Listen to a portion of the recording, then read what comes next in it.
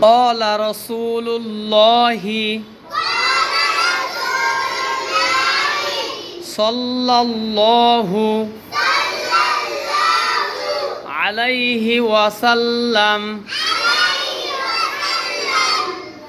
رضا الرب في رضا الوالد وسخط الرب في سخط الوالد হাদিস শরীফের অর্থ রাসূল করিম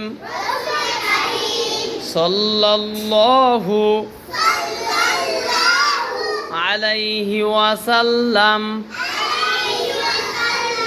ফরমায়াছেন,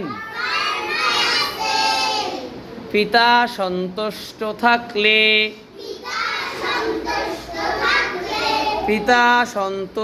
থাকলে